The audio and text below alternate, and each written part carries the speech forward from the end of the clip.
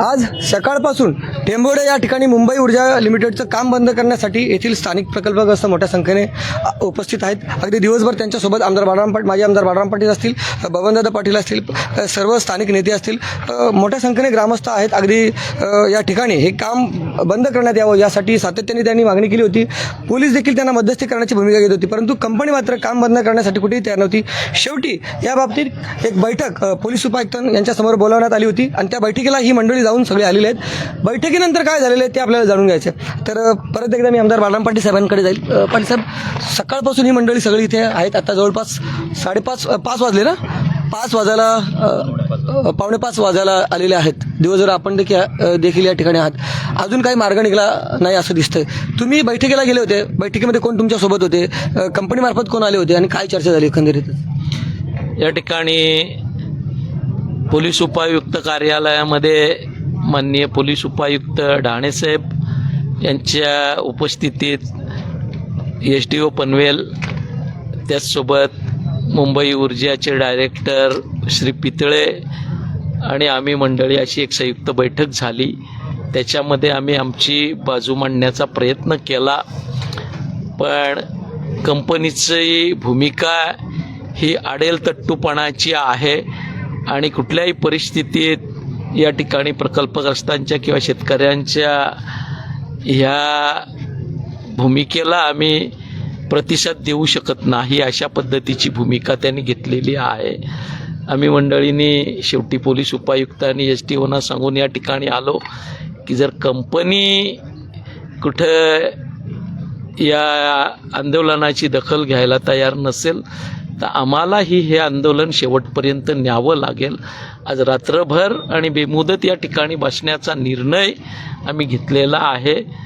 जोपर्यंत या ठिकाणी शेतकऱ्यांच्या एकंदर मागण्यांच्या बाबतीत कंपनी कुठलाही सकारात्मक प्रतिसाद देत नाही, तोपर्यंत हे आंदोलन चालू ठेवायचं, दिवसरात्र हे आंदोलन चालू ठेवायचं असा निर्णय आम्ही घेतलेला आहे. एकीकडे जिल्हाधिकारी यांच्यासमोर सोमवारी बैठक आहे, आज उपायुक्तांसमोर होती आणि असे सगळे शासनाचे अधिकारी असताना देखील कंपनी जर ऐकत नाही तर हे कितपत योग्य आहे? आपण जो अनुभव आम्ही मंडळींनी घेतला तो अतिशय विदारक असा आहे. त्या ठिकाणी पितळे ज्या पद्धतीनं बाजू मांडत होते ती बघितल्यानंतर यांच्याकडून फारशी काय अपेक्षा ठेवावी अशी परिस्थिती नाही आहे आणि म्हणून आम्ही आमचे मुद्दे सांगितले.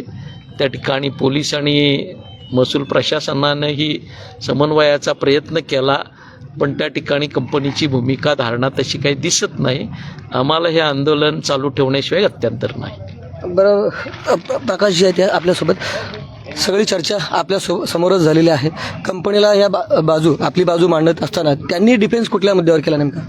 त्यांनी डिफेन्समध्ये आमची मागणी एक होती. तहसील कलेक्टर साहेबांनी सोमवारी बैठक लागली, आमदार साहेबांना फोन होता, 10:30 वाजता सोमवारी बैठक लागली आहे. तर आमचं मागणी पहिली आजची मागणी अशीच होती की बाबा आज 2 दिवसापुरतं, म्हणजे उद्या तर रविवार आहे, आज आणि उद्या 2 दिवस काम थांबवावं आणि नंतर आपण कलेक्टर ऑफिसला जेव्हा बैठक होईल त्यानंतर जो काय निर्णय होईल त्याच्यानंतर आम्ही काय करायचं ते ठरवू. पण कंपनी मागे हटायला तयार नाही. आम्हाला वरून आदेश आहेत, चीफ सेक्रेटरींचे आदेश आहेत आणि आम्ही मागे हटूच शकत नाही. त्यांना कदाचित आमचा संयम बघायचा असेल किंवा आमची ताकद त्यांना त्याचा अनुभव नसेल, पण त्यांनी एवढंच लक्षात ठेवावं की आम्ही पण दिबा पाटील साहेबांचे चेले आहोत. दिबा पाटील साहेबांनी त्यांना आम्ही त्याची पण आठवण करून दिली की आम्ही 5 हुतात्मे देऊन हे आंदोलनाचे पार्श्वभूमी असलेली सगळी लोक आहेत त्याची आठवण त्या ठिकाणी झाली. आणि मग त्यांनी त्यांचेच मुद्दे, इथं हा प्रकल्प कसा महत्त्वाचा आहे, मुंबईची वीज कमी पडते, तिकडे गुजरातला वीज कमी पडते, हेच मुद्दे लाटत धरले. म्हणून त्यांना वीज पुरवण्याची तुम्हाला गरज आहे किंवा त्यांना घाई आहे म्हणून आम्हाला तुम्ही उद्ध्वस्त करणार का, अशा प्रकारचे वेगवेगळे मुद्दे आम्ही सगळ्यांनी उपस्थित केले. पण तो ते काय काही एक कॉन्ट्रॅक्ट असतो किंवा काही एक ठेका घेतलेला असतो की हे काम करणारच, तशा पद्धतीचा एक हेकेखोरपणा. खरं तर DCP साहेब होते, प्रांत अधिकारी होते, यांचीही त्या साधारण सौम्य भूमिका अशी, त्यांची बॉडी लँग्वेज अशी वाटत होती की त्यांनाही हा संघर्ष नको होता, त्यांनाही वाटत होता की याच्यामधून काहीतरी मार्ग निघावा. आमची पहिली मागणी आजच्या दिवसासाठी एवढीच होती की जोपर्यंत बैठक होत नाही तोपर्यंत हा आंदोलन, म्हणजे तुम्ही काम थांबवावं, आम्ही आंदोलन थांबवतो, पण तू ते थांबवायला तयार नाही, त्याच्यामुळे आमचं आंदोलन थांबणार नाही. आता आंदोलन अधिक वाढेल हे असं मी कुठेतरी प्रेस्टिज इशू या ठिकाणी केला जातो असं म्हणता येईल का? हा, याचा वारंवार आम्ही उल्लेख केला. मी एकदा नाही 3दा उल्लेख केला की हा तुम्ही इगो करताय. उगाच 2 दिवसात 1.5 दिवसात काय तुमचा प्रकल्प पूर्ण होत नाही. तुम्ही इगो ह्या गोष्टीचा केल्यामुळं तुम्ही हा काम थांबवायला मागत नाही. हा प्रेस्टिज इश्यू केलाय त्यांनी उगाच गरज नसताना ते आमचं म्हणजे हे आमच्याला डिवसतायत असं आम्हाला वाटतंय. बरं, एक तर मी मुंबई ऊर्जा लिमिटेडच्या अधिकाऱ्यांशी देखील बोललेलं आहे. खरं म्हणजे मी सगळ्यात जास्त जर या संदर्भात जर न्यूज कोणी केल्या असतील तर प्रभात पवारांनी केलेलं आहे. अगदी मी मुंबई ऊर्जा लिमिटेडचे अधिकारी त्यांच्या लाईव्ह देखील प्रतिक्रिया घेतलेल्या आहेत. त्यांनी जी तुम्ही गोष्ट बोलले तेच बोलले की आता सध्या जी एवढी भीषण परिस्थिती विजेची की जेवढी डिमांड आहे त्या पद्धतीने पुरवठा होऊ शकणार नाही आणि भविष्यात जर अशाच पद्धतीने जर विजेचा तुटवडा राहिला तर मात्र खूप मोठं संकट येईल. त्याच्यामुळे केंद्र सरकारचा हा प्रकल्प आहे आणि तो पूर्ण केलाच पाहिजे अशा रीतीने त्यांनी माहिती दिली होती. परंतु इथल्या शेतकऱ्यांना तुम्ही विश्वासात घेतलं पाहिजे असं मी देखील बोललो होतो त्यांच्याशी. एक नितीन मळेकर सर जी विद्युत पुरवठ्याबाबतची माहिती कंपनीच्या प्रतिनिधींनी सांगितली तसा अनुभव मला वाटतं मुंबईत किंवा नव्या मुंबईत आपल्याला कुठे येताना दिसत नाही आहे. मुंबईमध्ये आज मितीला कुठेही त्या ठिकाणी वीज कपात नाही आहे. अगदी नव्या मुंबईच्या आणि या रायगडाच्या ग्रामीण भागातही आज मितीला कुठेही वीज कपात नाही आहे. निश्चितपणानं प्रकल्प महत्त्वाचा आहे याच्या बाबतीत दुमत नाही. त्या प्रकल्पाला आमचा विरोधी नाही. पण प्रकल्प राबवताना हेकेखोरपणाने कोणीतरी अधिकारी जर प्रकल्पग्रस्तांचं जीवन उद्ध्वस्त करायला निघाला असेल तर त्या भूमिकेला आम्ही प्रतिसाद देऊ शकत नाही. आपण बघितलं असेल की या ठिकाणी वीज कपातीचं संकट आपण काही वर्षापूर्वी अनुभवलंय. पण मला वाटत नाही की या गेल्या 2 वर्षामध्ये आपण कुठं वीज कपात अनुभवतोय किंवा ती दिसते. अतिशय व्यवस्थितरित्या विद्युत पुरवठा सुरू आहे. भविष्याच्या दृष्टीनं विद्युत पुरवठ्यात सुधारणा होणं हे वगैरे हे गरजेचं आहे. त्याला आमचा विरोधी नाही. एक वातावरण करण्याचा प्रयत्न केला जातोय की प्रकल्पाला विरोध आहे. प्रकल्पाला विरोध नाही. प्रकल्प करत असताना तो संबंधित शेतकऱ्यांना कमीत कमी त्रासदायक असावा. त्यांना त्यांच्या जमिनीचं व्यवस्थित मोबदला देणारा असावा आणि ज्या ज्या ठिकाणी शक्य आहे त्या ठिकाणी शासकीय जमीन वन खात्याची जमीन याच्यातून तो असावा हा आमचा आग्रह आहे. बरं, एक तर 1970 सालापासून म्हणजे इथे सिडकोने जमीन संपादित केलेली, त्यापूर्वी MIDCने जमीन संपादित केली, त्याच्यानंतर या ठिकाणी नवी मुंबई विमानतळासाठी जमीन संपादित करण्यात आली. नैना या ठिकाणी आहे, मेट्रो या ठिकाणी आहे. सर्व जे महत्त्वाचे प्रकल्प असतील, अगदी आताचं नवीन येणारं हे परत MIDCचं जे प्रकल्प आहे विस्तारित MIDCचा प्रकल्प चिंद्रनच्या भागामध्ये आहे ते देखील या भागामध्ये आहे. या भागामध्ये सातत्याने नवीन प्रकल्प येत असतात आणि मुळात जमीन ती तेवढीच आहे की बाबा आता समजा एक 70 साली जेवढी पिढी असेल त्यांच्या आता 5 पट लोकसंख्या वाढलेली आहे आणि निश्चितच लोकांच्या गरजाही वाढत गेलेल्या आहेत आणि त्यांच्यावर जवळ असलेली एकमत मात्र प्रॉपर्टी जी अतिशय महत्त्वाची प्रॉपर्टी जमीन आता जात चाललेली आहे. आणि तेव्हापासून देखील अनेक जे प्रश्न आहेत ते अजूनही अनुत्तरित आहेत. म्हणजे उदाहरणार्थ सिडकोने अजूनही काही लोकांचे मोबदले दिलेले आहेत. अनेक केसेस कोर्टात पेंडिंग आहेत. अगदी मग ते भावाभावाचे असतील म्हणजे भावकीचे असतील तिथे देखील केसेस प्रलंबित आहेत. नवी मुंबई आंतरराष्ट्रीय विमानतळाच्या बाबतीत देखील तसेच प्रश्न प्रलंबित आहेत. अनेक लोकांना अजून देखील त्यांचा मोबदला मिळाला नाही. काही लोकांची घरं ती त्या विमानतळामध्ये होती याविषयी विमानतळामध्ये ती बाधित आहेत असे कुठे त्या ठिकाणी नोंदच घेतली गेली नाही. त्याच्यामध्ये कोळी समाज प्रामुख्याने आहे. आणि MIDCमध्ये देखील आता MIDC 70 सालाच्या अगोदर MIDC त्या ठिकाणी आलेलं आहे. आमचे तुम्ही पाहाल की डोंगऱ्याचा पाडा असतील, खेरणा असतील या ठिकाणच्या शेतकऱ्यांच्या अजून त्यांना नाही जमिनीचे पैसे मिळाले, नाही प्लॉट मिळाले किंवा सिडकोच्या बाबतीत असेच प्रश्न जेव्हा सातत्याने येत असतात एकही प्रश्न तुम्ही जर काय व्यवस्थितरित्या सोडवला गेलं नाही मग लोक अशा रीतीने आक्रमक होत असतात. त्यांचा विश्वास कुठेतरी कमी होत असतो. सिडकोने त्यावेळेला अशीच भूमिका घेतली होती. 5 हुतात्मे झाले आणि आता जर तशाच पद्धतीनं जर भूमिका जर असली तर निश्चितच तो संघर्ष अटळ आहे असं दिसतंय. एकंदरीतच याविषयी मध्यम मार्ग काढून प्रकल्पही सुरू राहिला पाहिजे परंतु शेतकऱ्यांचं किंवा इथल्या भूमिपुत्रांचं नुकसानही झालं नाही पाहिजे अशीच भावना या ठिकाणी सगळ्यांनी व्यक्त करायला हरकत नाही. दादा आहेत आपल्याला, दादांची एक प्रतिक्रिया घ्यायची. या 2 मिनिटं दादा. बऱ्याच फोनवर तुम्ही बोलत होता सगळ्यांशी, कोणाकोणाशी बोलले ते तरी सांगा. किंवा आम्ही विकासाच्या विरोधात नाही. सकाळपासून लोक सर्व प्रकल्पग्रस्त उन्हात इथे बसलेले आहेत, महिला बसलेल्या आहेत. पोलिसांनी मध्यस्थी करण्याचा प्रयत्न केला कलेक्टरांशी बोललो, प्रांतांनी मीटिंग बोलवली, पण कंपनीचा जो अधिकारी आहे फार मजूर अधिकारी आहे. त्याला वाटतो की मी या सर्व शेतकऱ्यांना प्रकल्पग्रस्तांना झुकवणार ना, माझा प्रकल्प पुढे नेणार. पण प्रकल्पाला विरोध नाही, प्रकल्प होऊ दे, पण आमच्यावर जो अन्याय होतो तो आम्ही सहन करणार नाही. DCP साहेबांनी सांगितलं, SCP साहेब प्रांतांनी सांगितलं, तरी तो अधिकारी काय ऊर्जाचा ऐकायला तयार नाही. मोठा कोटबीट घालून आला होता, पण तो अधिकाऱ्यांसमोर होता म्हणून काय त्याला आम्ही पण आम्ही शेतकरी आहोत. दिबा पाटील साहेबांच्या नेतृत्वाखाली जे आंदोलनं केलेले आहेत ते आंदोलनं आम्ही यशस्वी केलेले आहेत. आमचे 5 हुतात्मे झाले, तरी 12.5% मान्य दिबा पाटलांच्या नेतृत्वाखाली हा प्रकल्पग्रस्तांना मिळालेला आहे.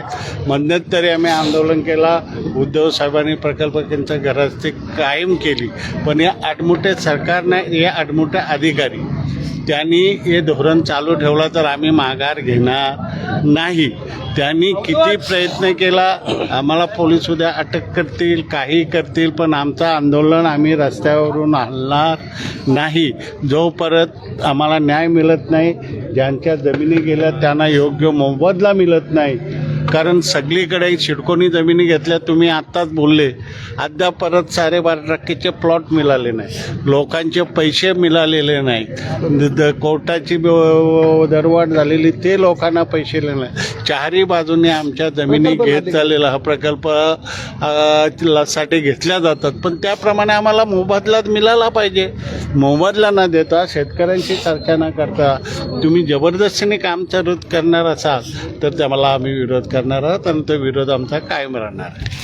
तर काय बऱ्याच वेळेला असं बोललं जातं, म्हणजे स्थानिक प्रकल्पग्रस्तांच्या ज्या भावना आहेत ना त्या बऱ्याच लोकांना कळत नाही. त्यांचं असं म्हणणं आहे की यांनी पैसे घेतलेले आहेत, 2-2, 3-3 वेळा पैसे घेतलेले आहेत, जमीन त्यांनी का फुकटात नाही दिली, पैसे घेतले आणि मग त्यांना आता काय बोलायचा अधिकार आहे का, असं देखील बऱ्याच वेळेला बोललं जातं. परंतु महत्त्वाची गोष्ट अशी की त्यांनी जमीन स्वतःहून दिली नव्हती, सरकार त्यांच्याकडे जमीन मागायला आला होता. आता जसं की मुंबई ऊर्जा लिमिटेड हे जे प्रकल्प आहे ना, हा काय या लोकांनी तुम्ही बोलावलाय का कोणी?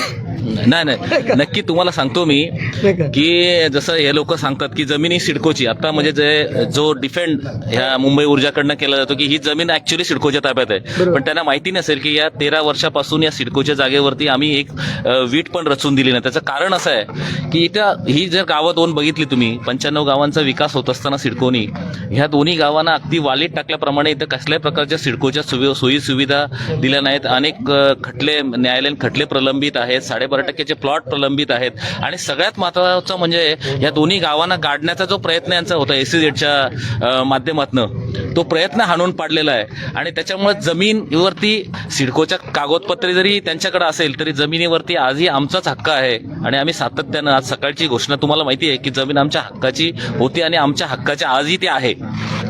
पण म्हणजे आता जवळपास 5 वाजायला आले, सकाळी 10-10:30 पासून ही सगळी मंडळी थांबलेली आहे. अगदी म्हणजे बबनदादा असतील, बाळरामपाटी साहेब असतील, म्हणजे अगदी ज्येष्ठत्वाकडे पोहोचलेली मंडळी आहेत. मला तर वाटतं सगळ्यांना गोळ्या लागत असतील आता, नाही का? म्हणजे अशा परिस्थितीत अतिशय धोकादायक आहे खरं म्हणजे. मला स्वतःला भीती वाटत होती या सगळ्या, एवढं वाईट वाटतं. औषधांच्या गोळ्या, औषध गोळ्या. सागर, सकाळी एक आजीबाई आमच्या उन्हाच्या तडाख्याने बेशुद्ध पडल्या, त्यांना चक्कर आले, ते हातपाय हळवते, त्यांना डॉक्टरकडे यायला लागला. तरी सर जर शासनाला जाग येत नसेल तर याच्यापेक्षा दुर्दैव ते काय. एखादी म्हणजे 70 वर्षाची बाई जेव्हा तडपडत होती आमच्या समोर आणि तरीही त्याची दखल घेतली नाही, त्याचा उल्लेख आम्ही DCP साहेबांच्या बैठकीतही केला. तर हे आंदोलन मात्र आता कुठेतरी थांबताना दिसत नाही, अजूनही आंदोलन सुरूच आहे. बरं, नाव काय तुमचं? ॲडव्होकेट विजय गडगे. बरं, आपण स्वतः वकील आहात. बरं, सगळ्यात महत्त्वाची गोष्ट म्हणजे जेव्हा लोकांच्या संमतीनं इथे जमीन घ्यायची असते, मी ती सगळे GR तुम्ही वाचलेला असेल त्यांचा, मी पण वाचलेलं आहे ते, आणि त्याच्यामध्ये स्पष्ट उल्लेख आहे की लोकांना विश्वासात घेऊन हे सगळं केलं पाहिजे. ते वाचल्यानंतर मग आता कोर्टात जाण्याचाच पर्याय. हे सगळे पोलीस आहेत, त्यांना शासनाचे आदेश मानावे लागतील. बाकीची सगळी जी मंडळी आहेत, वरिष्ठ मंडळी आहेत, त्यांना देखील कुणाच्या तरी आदेशाखाली काम करावं लागतं. राजकारणी मंडळी ते आपल्या सोबत आहेत, परंतु मार्ग निघत नाही ना. आता काय रात्रंदिवस किती दिवस बसणार लोक. आहे का, तुम्हाला काय वाटतं का कोर्टाचा पर्याय? विषय असा आहे की कोर्टात जाण्यासाठी पहिली नोटीस द्यावी लागते तुम्हाला. ओके. तुम्ही बोलले की संमती घ्यावा लागतो. 80 सार्वजनिक क्षेत्रातला प्रोजेक्ट असेल तर 70% आणि खाजगी क्षेत्रातला प्रोजेक्ट असेल तर 80% संमती घ्यावा लागतो. या आणि ग्रामपंचायतच्या सभा घ्याव्या लागतात, तिथून तुम्हाला ठराव घ्यावा लागतो. त्यानंतर एखादा प्रोजेक्ट सुरू होत असतं. एकाही व्यक्तीला त्यांनी नोटीस दिलेली आहे का ते पहिला विचार त्यांना. अरे बघा, मी खूप जवळून या सगळ्या न्यूज केलेल्या आहेत. मला जेव्हा मुंबई ऊर्जाच्या अधिकाऱ्यांशी मी बोललो होतो, अनेक वेळा आमचा सर्वे या ठिकाणी झालेला आहे. मग त्या सर्वेला का विरोध केला नाही लोकांनी? विषय पहिल्यापासून सर्वे झालाच नाही. सर्वेचा करून दिला होता, आतापर्यंत सर्वे झालाच नाही. आम्ही ना पर्याय सुचले. आम्ही जर विरोध करत असतो, आमचा विकासाला विरोध नाही, कारण विकास थांबला नाही पाहिजे. सर्वेच्या वेळी जर तुम्ही सर्वेच्या वेळी अधिकाऱ्यांना तुम्ही बोलला असतं की बाबा आम्हाला नोटीस नाही, लगतच्या भूधारकांना नोटीस नाही, हा विषय- त्याच्यामुळे तो सर्वे देखील अनधिकृत हा आहे. विषय 2 वर्षापासून चालू आहे. 2 वर्षापासून चालू आहे आणि 4 महिन्यापूर्वी आम्हाला साहेबांनी सांगितलं होतं, पोलिसांनी सांगितलं होतं की हा मुद्दा तुम्ही प्रांतामध्ये घ्या. आम्ही प्रांतामध्ये मुद्दा घेतला, प्रांतामध्ये मुद्दा झाल्यानंतर त्यांनी सांगितलं आम्ही अहवाल पाठवतो. कलेक्टर साहेबांकडे पण आमची हिअरिंग झाली, आम्ही आमचे मुद्दे दिलेत तिथे, पण त्याच्यावर कोणताही निर्णय झालेला नाही अजूनपर्यंत. तरी अजूनही कोणताही निर्णय आलेला नाही. आणि दुसरी गोष्ट, आम्ही विकासाला विरोध करत नाही. जर विकासाला आमचा विरोध असता तर आम्ही पर्याय मार्ग सुचवला नसता त्यांना. आम्ही पर्याय मार्ग सुचवले, जो इथून 500 मीटरवर फक्त आहे तो आहे डोंगर, आणि तो फॉरेस्टचा आहे. त्यांना कोणत्या केंद्र सरकारची, जर केंद्र सरकारचा प्रोजेक्ट आहे तर केंद्र सरकारचाच तो फॉरेस्ट असतो. त्याची मुख्य जो अधिकार क्षेत्र आहे तो ज्युरिडिक्शन तो केंद्र सरकारच्या ह्याच्यात येतो. त्यांना ते सहज शक्य आहे. दुसरा पर्याय पण आम्ही सुचवला होता त्यांना. असं नाही की आम्ही पहिला पर्याय सुचवला आहे. आम्ही सांगितलं जर एवढं तुमच्यात आहे तर तुम्ही मग SEZ मधून घेऊन दाखवा. त्यावेळी आम्हाला स्पष्ट सांगितलं की ती मोठी अथॉरिटी आहे, म्हणजे ती मोठी अथॉरिटी ही केंद्र सरकारची अथॉरिटी, यांना सोडायचं आणि सुपीक जमिनी शेतकऱ्यांची घ्यायच्या, ज्या 5% फक्त राहिल्यात. म्हणजे इथे फक्त शेतकऱ्यांना भिकारी बनवण्याचं कार्य चालू झाले, दुसरं काही नाही साहेब. तर ही अशा रीतीने ह्या प्रकल्पग्रस्तांच्या भावना आपण ऐकून घेतलेल्या आहे. मार्ग काही निघत नाही, मोठ्या संख्येने पोलीस अधिकारी देखील या ठिकाणी आहेत. काम बंद झालेलं नाही, म्हणजे तिथे JCB चालूच होती आणि इथे आंदोलक देखील आपल्या जागी ठाम आहेत. याचा काय शेवट होतं ते आपल्याला पाहून घ्यायचं आहे. तुम्हाला काय वाटतं त्याबाबतची तुमची प्रतिक्रिया अवश्य नोंदवा. व्हिडिओ जर्नलिस्ट यासिन खानसह सागर राजे, प्रभात पूर्व न्यूज करता टेंबोडे. धन्यवाद. ठीक आहे, बोलत आता.